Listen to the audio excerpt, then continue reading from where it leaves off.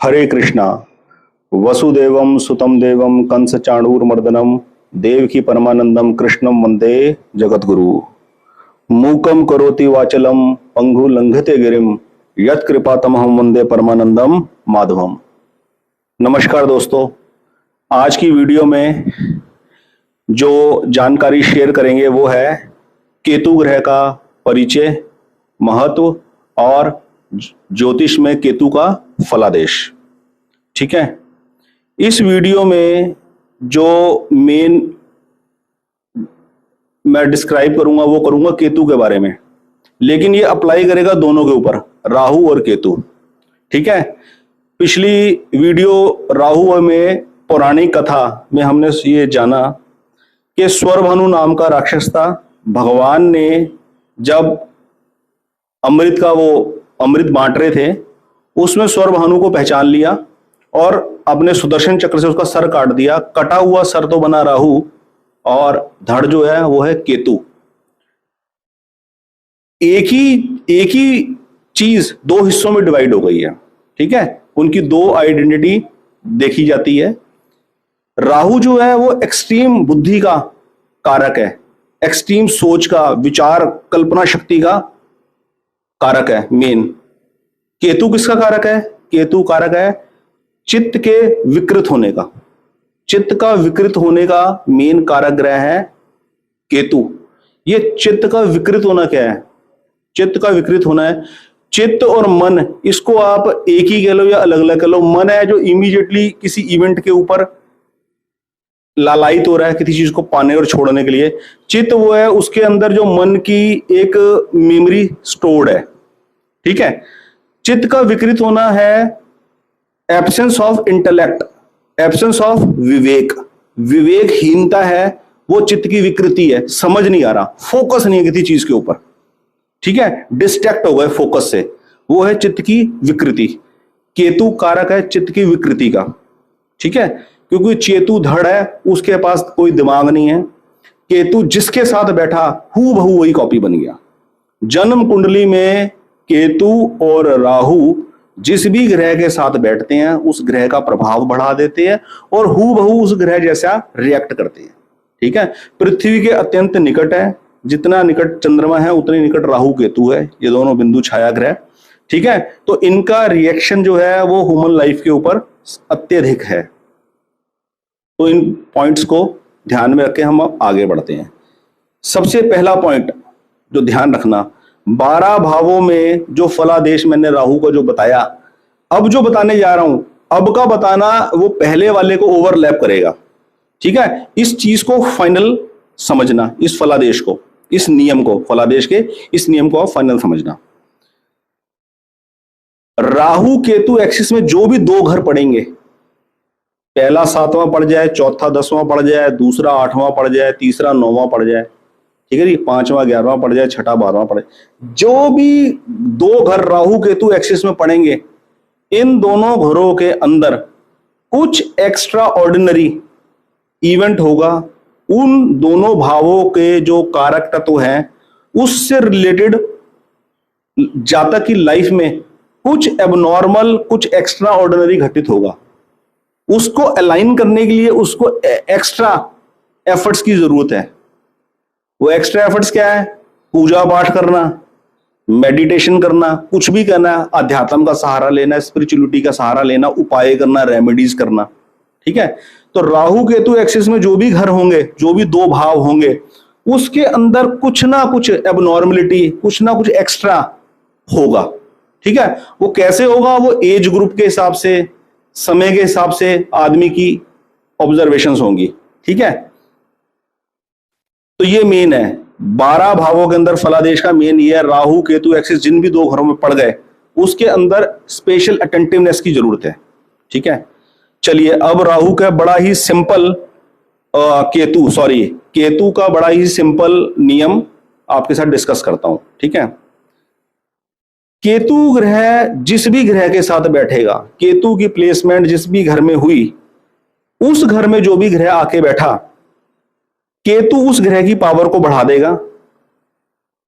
उस बढ़ी हुई पावर वाला ग्रह के जो दो भाव हैं सूर्य चंद्र को साइड में रख के हम बात कर रहे हैं, सूर्य चंद्रमा इस दौड़ में नहीं है। केतु के साथ जो भी ग्रह बैठा, उस ग्रह के प्रभाव को केतु ने बढ़ा दिया। उस ग्रह के जो दो भाव हैं, उनके प्रभाव, उनका जो मूल तत्व है उन भावों का, वो उभर कर आएगा उस ग्रह की महादशा में। ठीक है। और केतु हूबहू उस ग्रह जैसा रिएक्ट करेगा जन्म कुंडली में।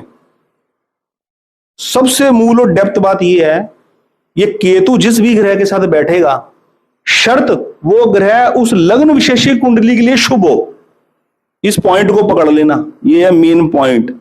केतु जिस भी ग्रह के साथ बैठेगा उसका प्रभाव बढ़ा देगा, उस ग्रह के दोनों भावों का प्रभाव बढ़ जाएगा। उसकी ग्रह की दिशाओं में केतु उस ग्रह जैसा रिएक्ट करेगा, और मजा तब आएगा, बेनिफिट तब होगा जब वो पर्टिकुलर ग्रह लग्न विशेष की कुंडली के लिए बेनिफिशियल होगा।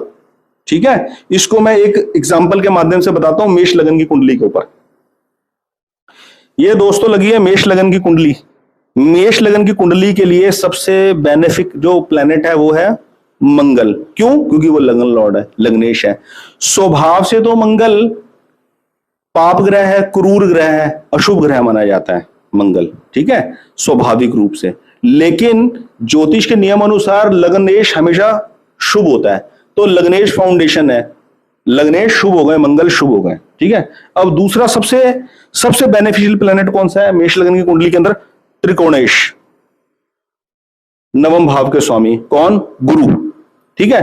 अब हम बात करें, इस पूरी कुंडली के अंदर केतु की युति हो गई गुरु के साथ। किसी भी भाव में केतु और गुरु इकट्ठे बैठ गए। केंद्र में बैठ जाए तो बहुत अच्छा, त्रिकोण में बैठ जाए तो और भी अच्छा, या मान लेते कहीं भी 12 भावों में कहीं बैठ गए केतु और गुरु इकट्ठे। क्योंकि गुरु इस कुंडली के लिए अत्यंत शुभ ग्रह है, तो गुरु का प्रभाव तो बढ़ा ही बढ़ा, उनके दोनों भावों का भी प्रभाव बढ़ गया। अपनी महादशा और अंतरदशाओं में इन दोनों भावों का प्रभाव उभर कर आएगा, अच्छे तरीके से आएगा, पॉजिटिव आएगा। इससे कंसर्न फील्ड्स में जब एफर्ट्स करेगा तो डिजायर्ड रिजल्ट्स अचीव कर पाएगा। ठीक है। अब दूसरा क्या बेनिफिट है? केतु खुद दूसरा गुरु बन गया। केतु का ये स्वभाव है कि केतु जिसके साथ बैठेगा उसके जैसा बन जाएगा। इस कुंडली के अंदर गुरु के साथ उसकी युति हुई, तो अब केतु गुरु की तरह रिएक्ट करेगा। केतु की जो दशा आएगी वो भी लाभदायक दशा होगी, वो भी शुभ दशा होगी। ठीक है। मैं बात कर रहा हूं स्पेसिफिक मेष लगन की कुंडली के लिए। क्यों? क्योंकि जिस ग्रह के साथ युति हुई वो ग्रह इसके लिए लाभदायक है। ठीक है। अब मैं बात करूं, गुरु की ही युति केतु के साथ हो गई, मान लीजिए मिथुन लगन की कुंडली में। अब मिथुन लगन की कुंडली के अंदर बुध सबसे अधिक लाभदायक प्लेनेट है मिथुन लगन वाले के लिए। लेकिन इस कुंडली के अंदर भी केतु गुरु के साथ नहीं बैठ गया, तो अब गुरु यहां बेनिफिक नहीं है। क्यों? क्योंकि गुरु सप्तम के लॉर्ड बने हैं, सप्तम भाव मारक है, ये मार्केश है। गुरु जो है मिथुन लगन की कुंडली के अंदर मार्केश है। मार्केश के साथ केतु की युति होगी तो वो मार्केश की तरह रिएक्ट करेगा। गुरु जो है वो लाभदायक ग्रह नहीं है मिथुन लगन के लिए, तो केतु भी उनके साथ युति पाकर उन जैसा बन गया। अब वो भी अपनी दिशा में अच्छा रिजल्ट नहीं देगा। ठीक है। बुध के साथ युति हो जाए मिथुन लगन की कुंडली में, केतु की युति बुध के साथ हो जाए, बुध को खूब बेनिफिट कर देंगे। ठीक है। बुध वैसी लग्नेश है और केतु की युति हो गई और पावरफुल हो गया, लगन का और सुख भाव का रिजल्ट बढ़ जाएगा। ठीक है। लेकिन ठीक ऑपोजिट अगर देखें मेष लगन की कुंडली में, तो बुध बेनिफिक प्लेनेट नहीं है।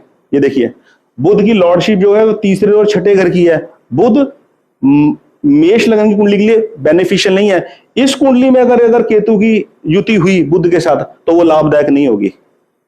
यहां बुध की पावर को बढ़ाकर ना, वो बुध की बढ़ी हुई पावर किसी काम नहीं आएगी अपनी महादशा में और अंतरदशाओं में, और केतु भी अच्छा रिजल्ट नहीं देगा। क्यों? क्योंकि केतु की युति उस ग्रह के साथ है जो ग्रह कुंडली के लगन के हिसाब से बेनिफिशियल नहीं है। ठीक है। यहां पहला नियम कट गया। उसका मित्र जो है उसका जो मित्र है बुध, केतु का जो मित्र है बुध का रिजल्ट यहां पे कट गया। ठीक है, यहां ये नियम इंप्लीमेंट नहीं हुआ कि वो मित्र राशि में अगर मित्र राशि का संग अगर उसको मिल गया तो वो बेनिफिशियल होगा। ठीक है, इसलिए इस वीडियो में उच्च की राशि, नीच की राशि, मूल त्रिकोण जो नियम के हिसाब से बनाई गई है उसका मैं जिक्र नहीं कर रहा। राहु वाले में किया था पर उसका मैं जिक्र नहीं कर रहा, वो अननेसेसरी वीडियो को लंबा करने की बात है और मतलब की चीज हाथ में लगेगी नहीं। मेन ऑब्जेक्टिव है वीडियो बनाने का कि जो लोग ज्योतिष का सहारा लेकर अपने जीवन के अंदर कुछ वहमों से छुटकारा पाना चाहते हैं, मेरी वीडियो उन लोगों के काम आ सके। ठीक है, जो परेशान हो रखे हैं अपनी किसी फैमिली प्रॉब्लम को लेकर, अपने एम्प्लॉयमेंट को लेकर और उपाय कर करके थक गए हैं, मेरा मेन ऑब्जेक्टिव है उनके बेनिफिट के लिए ऐसी वीडियोस बनाना। ठीक है दोस्तों, ये दो चीजें क्लियर हो गई। एक और क्लियर कर देता हूं, एक पॉइंट और क्लियर कर देता हूं, क्योंकि गुरु के साथ केतु की युति और शुक्र के साथ केतु की युति कुछ गेन करने के हिसाब से, कुछ ग्रोथ के हिसाब से बहुत अच्छी है जन्म कुंडली में। ठीक है, अब बात कर लेते हैं एक कुंडली और है इसकी कुंभ लगन की। कुंभ लगन की कुंडली में शनि तो बेनिफिशियल है ही है, उससे भी कहीं ज्यादा बेनिफिशियल है मास्टर की प्लेनेट है शुक्र। दूसरे फोर्थ हाउस का सुख भाव का स्वामी और भाग्य भाव का स्वामी बना है शुक्र। शुक्र के साथ अगर कुंभ लगन में युति हो जाए राहु या केतु की तो चार चांद लगा देगा। शुक्र की पावर को बढ़ा दिया अपनी दशा के अंदर, शुक्र सारा सुख वैभव ऐश्वर्य देगा। ठीक है, और केतु की दशा भी सुपर जाएगी और राहु की दशा भी सुपर जाएगी। कैसे सुपर जाएगी? राहु एक्स्ट्रा सोच, एक्सट्रीम सोच का मालिक है, कुछ ऐसे वेंचर्स अप्लाई कर देगा, कुछ ऐसी जगह से बेनिफिट खोज लाएगा जो अनएक्सपेक्टेड होगा, वैभव को ऐसी जगह से खींच लाएगा।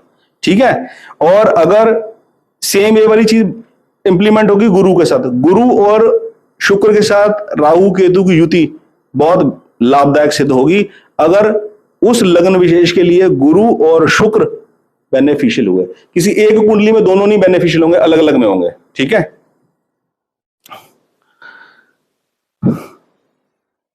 ऐसे ही मैंने बताया था इसके अंदर भी, मेष लगन की कुंडली में भी बात करें।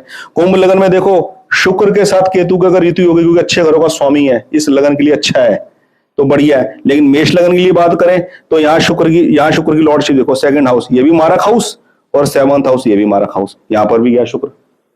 ठीक है, मेष लगन में भी कहीं युति हो गई तो शुक्र के लिए खराब है, ये वहां ठीक है यहां खराब है। तो ये ध्यान में रखना है, राहु केतु जिसके साथ बैठेंगे बिल्कुल वैसा रिएक्ट करेंगे। अगर वो अच्छा है तो अच्छे हैं, वो बुरा ग्रह है तो ये बुरे हैं। ये पॉइंट क्लियर हो गया मेन। अब ये तो बात हो रही थी ग्रहों के साथ बैठ गए, किसी ऐसे भाव में बैठ गए जहां कोई प्लेनेट नहीं है, ना राहु के साथ कोई प्लेनेट है ना केतु के साथ कोई प्लेनेट है, अकेले हैं, तो कैसा रिएक्ट करेंगे? जिस राशि पे बैठे उस राशि के स्वामी जैसा, जिस राशि में बैठे वो राशि का जो स्वामी है वो उस लग्न विशेषी कुंडली के लिए लाभदायक है या हानिकारक है, शुभ है कि अशुभ है। ठीक है, मान लीजिए केतु बैठ गया आपका कन्या राशि के ऊपर, अब देखेंगे बुध उस लग्न विशेष के लिए फायदेमंद है कि नुकसानदायक है, वैसे रिएक्ट करेगा। ठीक है, सूर्य चंद्र के बारे में विशेष रूप से सूर्य चंद्र के साथ बैठ के उनका प्रभाव बढ़ाने की बजाय घटा देंगे। सूर्य चंद्र आत्मा मन के कारक ग्रह हैं, उनको ग्रसित कर देते हैं, उसको ग्रहण लगा देते हैं। सूर्य चंद्र की दशाएं मध्यम जाएंगी, वो पीरियड जो होगा वो डिजायर्ड एफर्ट्स, डिजायर्ड रिजल्ट्स नहीं मिल पाएंगे अपने दिए हुए एफर्ट्स के कंपैरिजन में। ठीक है, और सूर्य चंद्र के साथ बैठकर राहु केतु की अपनी दशाएं भी बेनिफिशियल नहीं रहेंगी। ठीक है, इन दोनों प्लैनेट्स के साथ ये पॉइंट क्लियर हो गया। अकेला केतु भी क्लियर हो गया और राहु केतु एक्सिस भी क्लियर हो गए, वो मैंने बता दिया। अच्छा, राहु केतु योग कारक बन जाते हैं, योग कारक बन जाते हैं, अपनी अपनी दशाओं में अच्छे फल देने वाले बन जाते हैं। कैसे? त्रिकोण में बैठ जाए त्रिकोण के स्वामियों के साथ, त्रिकोण में बैठ जाए त्रिकोणेश के साथ, या केंद्र में बैठ जाए केंद्रेश के साथ। केंद्रेश में एक केंद्र को छोड़ देना है, 7वें नंबर वाले को, इसको छोड़ देना है। ठीक है जी, केंद्र में बैठ जाए, 1 नंबर घर में बैठ जाए, 4 नंबर घर में बैठ जाए, 10 नंबर घर में बैठ जाए, राहु या केतु केंद्र के स्वामियों के साथ, सिर्फ इनके स्वामियों के साथ, इसके स्वामी के साथ, इसके स्वामी, इसके साथ, इसकी मैं बात नहीं कर रहा अभी। ठीक है, केंद्र में बैठ जाए राहु केतु केंद्रेश के साथ तो योग कारक है, अपनी दिशा में बहुत अच्छा बेनिफिट देगा। या त्रिकोण में बैठ जाए त्रिकोणेश के साथ तो अच्छा बेनिफिट देगा। ठीक है, केंद्र में बैठ जाए केंद्रेश के साथ, त्रिकोण में बैठ जाए त्रिकोणेश के साथ, या इसका इंटरचेंजिंग कर दो, केंद्र में बैठ जाए त्रिकोणेश के साथ और त्रिकोण में बैठ जाए केंद्रेश के साथ। मान लीजिए इस घर में बैठ गया, इसके स्वामी के साथ योग कारक बन गया। ठीक है जी, या फिर इस घर में बैठ गया, या इस घर में बैठ गया, या इस घर में बैठ गया, इसके और इसके स्वामी के साथ। ठीक है, दो पहलू अपने हैं और दो पहलू इंटरचेंज हो गए आपस में, ये योग कारक बन जाएंगे दोनों। राहु और केतु अपनी दशाओं में बहुत अच्छे रिजल्ट्स देंगे। जिसे कहते हैं ना वो अर्श से फर्श पे उठ गया, वो जो स्लोगन बना हुआ है, वो इसके कहने का मतलब ये है, वो बनेगा कैसे, अर्श से फर्श पे ऐसे बनेगा, ऐसे दशा वो अच्छी जाएगी। पर हर चीज पे ये चीज इंप्लीमेंट करेगी कि वो चाहे केंद्र हो चाहे त्रिकोण हो, वो ग्रह, वो स्पेसिफिक ग्रह उस स्पेसिफिक लगन की कुंडली के लिए बेनिफिशियल हो। ठीक है, मान लीजिए मेष लगन की कुंडली है, यहां पे सूर्य त्रिकोणेश बन गया, अब केतु या राहु यहां बैठे हैं, राहु या केतु यहां बैठे हैं और साथ में सूर्य बैठा है, बेनिफिट दे देगा? नहीं देगा, क्योंकि सूर्य और चंद्र के साथ एक्सेप्शन है, सूर्य चंद्र को नहीं देगा, चाहे वो त्रिकोण पे इंप्लीमेंट कर जाए, चाहे वो लगन के ऊपर केंद्र के ऊपर इंप्लीमेंट कर जाए। ठीक है, तो ये मूल सार है आज की वीडियो का। ठीक है, मैं समझता हूं बहुत ज्यादा इलाबोरेट न करके, हर एक घर के अंदर अलग न बताकर, ऐसे बताना मैं समझता हूं ज्यादा समझने वाली चीज है। ठीक है, इस वीडियो को अगर आप बार बार रिपीट करके देखेंगे 2-4 बार, तो आपको मेन की पॉइंट समझ में आ जाएंगे। ठीक है दोस्तों, तो आज नवग्रहों के अंदर केतु की ये वीडियो बनाकर ये सीरीज तो कंप्लीट है, सूर्य से लेकर केतु तक। मैं आने वाले टाइम में सूर्य चंद्र और मंगल के ऊपर दोबारा से एक वीडियो बनाऊंगा और अच्छे तरीके से। ठीक है, क्योंकि पहले की रिकॉर्डिंग्स के अंदर थोड़ी सी लाइट का अच्छा प्रबंध ना होकर और थोड़ा कैमरे के डिस्टेंस को ना देखकर एक अच्छी तरीके से मैं चीज को डिलीवर नहीं कर पाया। सेम चीज होगी, मतलब कि कंटेंट वो सेम ही होगा, रूल्स नेचुरली सेम होंगे, बट मैं बताने का और बेहतर तरीका यूज करने की कोशिश करूंगा। लेकिन इन वीडियोस की प्रायोरिटी नहीं है, अब प्रायोरिटी है एक नई सीरीज चालू करने की, जिससे जिन भी व्यूअर्स का इंटरेस्ट है ज्योतिष से कुछ लाभ उठाने का, उनको बेनिफिट मिले, उनको रिलैक्स मिले।